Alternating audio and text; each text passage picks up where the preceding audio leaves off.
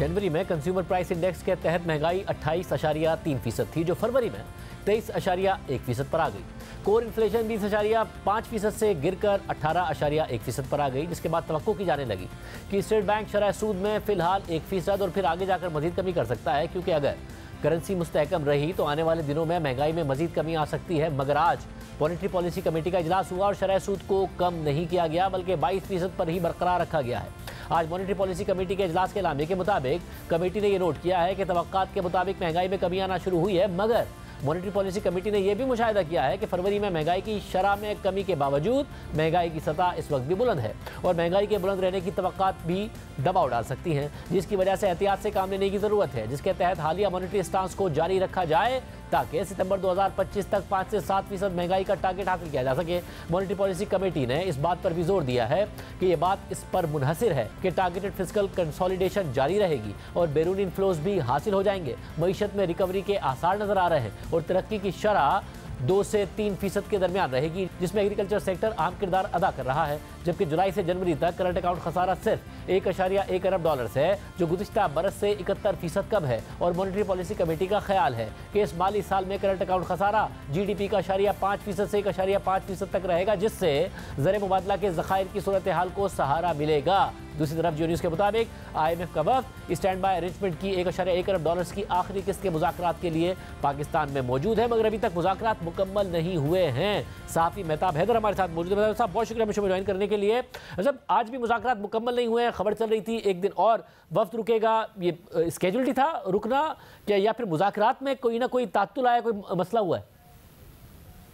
जी बिस्मिल्लाहिर्रहमानिर्रहीम। देखिए, जो मिनिस्ट्री ऑफ फाइनेंस ने अपनी ऑफिशियल अनाउंसमेंट में जो शेड्यूल दिया था वो 14 से 18 तक था और 18 को जो है वो ये टॉक्स कंक्लूड होनी थी, लेकिन कल तक IMF की जो टीम है वो पाकिस्तान में रहेगी और तवक्को ये है कि जो एक डॉक्यूमेंट होता है जिसको कहते हैं MEFP, memorandum of economic and financial policies, उसकी जो चीज़ें हैं वो कल उम्मीद ये है कि फ़ाइनल होंगी। कल एक इफ्तार डिनर भी रखा गया है और उसके बाद उम्मीद है कि IMF का एलामिया जो है वो जारी कर दिया जाएगा। लेकिन कल की मीटिंग जो है और जो उसके अंदर फाइनल चीज़ें होनी हैं वो बड़ा क्रूशल है, चूँकि उसके बाद ही हम 100% यकीन से कह सकते हैं कि पाकिस्तान और IMF के दरमियान स्टाफ लेवल एग्रीमेंट हो जाएगा। अभी भी कुछ इश्यूज़ ऐसे हैं जिन पे मज़ीद बातचीत होना बाकी है। मतलब शुरू में ज़ाहिर वज़ारत ख़ज़ाना ने कह दिया था कि हमने तमाम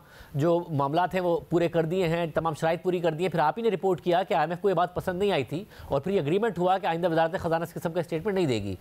अब क्या मामला तय पा गए हैं सारे या नहीं पाए हैं, और क्या है वो मामला जो कि बहुत क्रूशल हैं?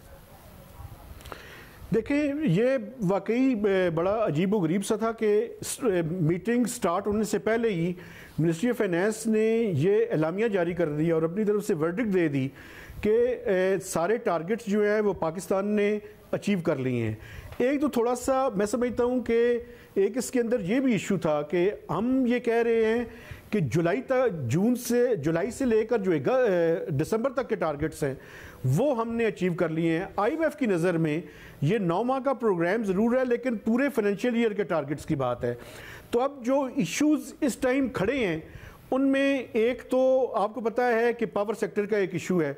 अभी हमने क्वार्टरली टैरिफ एडजस्टमेंट करनी है, अगले साल से हमने बेस लाइन टैरिफ भी जो है वो भी करना है।